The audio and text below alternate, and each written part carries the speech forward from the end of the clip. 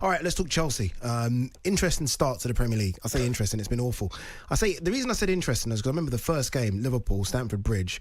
I think Liverpool were lucky to get a point out of that game. I thought Chelsea played really, really good. And since then, it's just... I mean, you had that game where Sterling was lighting the place up and you thought, okay, maybe that was the kickstart. What's gone on so far this season for Chelsea?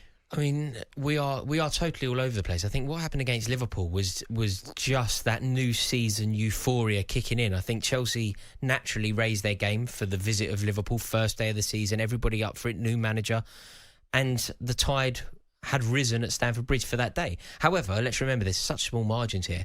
Mohamed Salah had a goal that was, ruled out. He was a Rizzler paper offside. They gave it to him as being offside. Should have been 2-0. If that goes 2-0, Chelsea lose that game. Yeah. Since then, Chelsea have won one game. The only team that Chelsea have beaten are on course to be the worst Premier League team since Derby County in Luton. That's the only team that Chelsea have beaten this season. We are 11th in the league. This is our worst start to a season since 1995. We are completely and utterly all over the place. And the crucial part of this is that Chelsea have a really good manager. Yes. So what's wrong with the club? And you spent like £1 billion in 2 windows. But this is the problem. That's not a good thing. That you can. No, but it's normally you spend $1 billion. Surely there's some, there's some good that comes out of it because there'll be good players for that. That makes the equation too simple. I think what people do when they think about a good transfer window or a good owner, they think good owner spends money, bad owners don't spend money. That isn't the definition of being a good owner. Look, don't get me wrong. Being a generous owner, being prepared to replenish your team with finances, being prepared to put your hand into your pocket, being prepared to make big signings and put your neck on the line is all part of being a good owner. But so is making sure that the club is being looked after. So is enhancing the traditions of the club. So is making sure that the fans who go to the games are well catered for. Like the new ownership at Chelsea have, for some reason, scrapped subsidising away travel for fans. Like there is no cohesion between the board and the ownership. So, okay, they've managed to break their own transfer record twice in the same summer. Managed to spend hundreds of millions of pounds in one summer, but they won't spend 250 grand subsidising travel for fans. It's totally and utterly all over the place. Backwards, isn't it? And I don't really know what's going on at the club, but I would suggest that Chelsea are currently sleepwalking. We are sleepwalking into a crisis. Like, you look at the results, you look at the performances, only beating Luton. Only beating Luton, being absolutely destroyed by West Ham United away from home. It's so unacceptable. Losing to Nottingham Forest at home. And I don't mean that with any disrespect to Nottingham Forest, because they were far, far better than us, and Steve Cooper really got it right. You should not be getting beat by Nottingham Forest. Of course. We've had one clean sheet. We've had one clean sheet this season. That's just not good enough. So I think that the club is in a real state.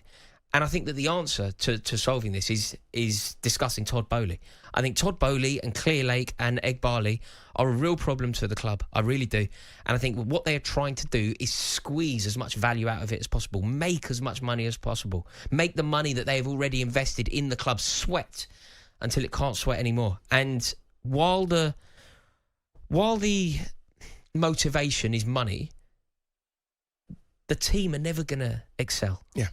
No, you're right. So we're all over the place. I'm actually really worried because, at various other times under Clearlake, we've always been able to say that we haven't got a good manager. Like, you've always been able to argue that the manager's the issue. Whether you thought he was the issue or not, it had gone stale with Thomas Tuchel, and there was an argument to be made for moving him on. Whether you agreed or disagreed, Chelsea had just been battered at Ellen Road. We'd been battered at Southampton.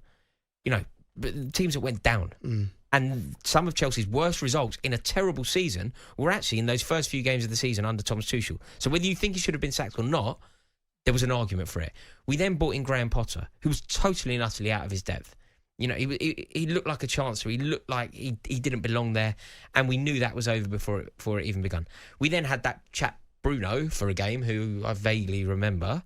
And we then had Frank Lampard, who, as much as I adore him, is limited at management. So you could always argue that what was going wrong at the club wasn't Todd Boehly. You could always argue that Clearlake were doing their bit and it was a managerial issue. Now, we have Mauricio Pochettino in charge. We know whatever you think of Pochettino, whatever scale you rate him on, you could say that he isn't necessarily the manager that certain people think. You could think that he's an elite manager.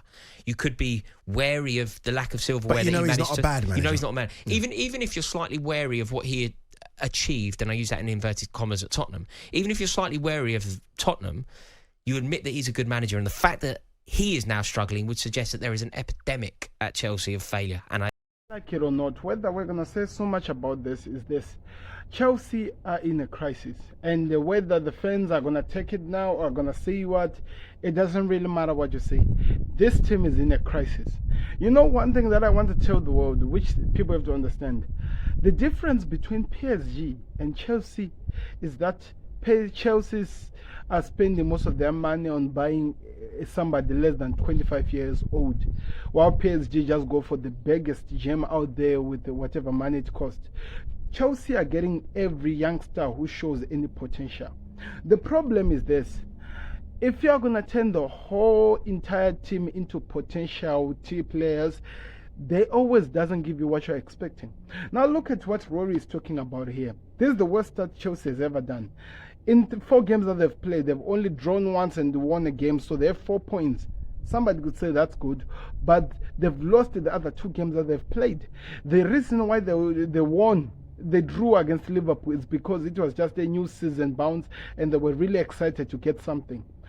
The reason why they lost to Luton, like what Rory just said, it looks like this team, Luton, are going to be the worst team. And now I really feel bad that I predicted that they could be the surprise of the season. That is not just it. They are not ready for the Premier League. And the other team that they've played with, the results tells the story. This team is so disjointed. There is no chemistry between these players. They don't even understand themselves. So one person is going to come to me and say that, but they have the highest shots on target. They are doing everything, that they first did a lot of things in the new season. Then I'm going to tell you, look at the teams that they've played. 90% of the teams that they've played, they are teams that holds back, then attacks. And what would you expect them to do when they're playing against the Luton? What would you really expect them to do? So they don't look like they have anything that they're going to produce. It looks like they're going to fail. And what Sam was saying on Football Terror is that the thing that will make sense to protect football, Chelsea project has to fail. And it hurts to say this project has to fail, because that will tell other owners that maybe they need to get the players that don't have enough experience into playing football like they're supposed to, and they just get them and go try to make them work in a game.